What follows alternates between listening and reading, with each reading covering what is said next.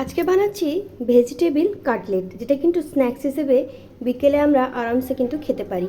তো প্রথমে পুরটা বানানোর জন্য কড়াই দিয়ে দিয়েছি সাদা তেল, একে একে দিয়েছি পেঁয়াজ কুচি, পেঁয়াজটাকে একটু ভাজা ভাজা করে নেব।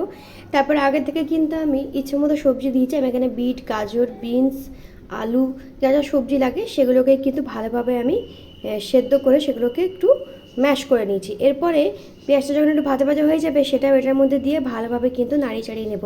একে একে গুঁড়ো মশলা অ্যাড করবো। এখানে দিয়েছি হলুদ গুঁড়ো, আর দিয়ে দিয়েছি অল্প একটু নুন, আর দিয়েছি ভাজা জিরের গুঁড়ো। ভালোভাবে সমস্ত কিছুটা একটু মিশিয়ে নেবো যতক্ষণ পর্যন্ত একদম শুকনো হয়ে আসে। আর নামাবার আগে উপর থেকে দিয়ে দিচ্ছি একটু ধনেপাতা কুচি। এদিকে আমি এখানে 4টে মতো পাউরুটি নিয়ে নিয়েছি। তো ব্রেডগুলোকে মাঝখান থেকে একটু কেটে দেবো। আর চাইলে তোমরা হোয়াইট ব্রেড ইউজ করতে পারো, আমি এখানে নিয়েছি ব্রাউন ব্রেড। এরপরে যে পুরটা আমরা বানিয়ে রেখেছিলাম সেটা হচ্ছে পাউরুটির এক পাশে ভালোভাবে স্প্রেড করে দেবো, আর একটা পাউরুটি এটার মধ্যে কিন্তু চাপা দিয়ে দেবো। এভাবে কিন্তু সবগুলোই আমরা রেডি করে নিচ্ছি, যাতে পুরগুলো কিন্তু বাইরে বেরিয়ে না যায় সেদিকে কিন্তু খেয়াল রাখতে হবে। এরপরে একটা ব্যাটার বানিয়েছি, এদিকে ময়দাগুলো জল নিয়েছি, ওদিকে ব্রেড ক্রাম্ব নিয়েছি।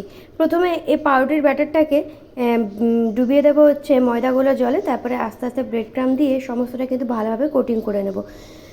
তো তোমরা দেখতেই পাচ্ছ কীভাবে এগুলোকে কোটিং করছি। এভাবে কিন্তু সমস্তটাই একে একে ঘুরে দেবো। এরপর এটাকে 10 মিনিট মতো রেস্টে রেখে দেবো যাতে সমস্ত কিছু সেট হয়ে যায়। তারপরে আর কি, গরম তেলে দু পিঠ ভালোভাবে লাল লাল করে ভেজে নিলেই রেডি হয়ে গেল কিন্তু ভেজিটেবিল কাটলেট। এটা কিন্তু ফ্রিজে তোমরা স্টোর করেও ভেজে খেতে পারো। এটা কিন্তু 1 সপ্তাহ মতো বেশ ভালোই থাকে, যখন ইচ্ছা হবে জাস্ট ভেজে তোমরা খেয়ে নেবে।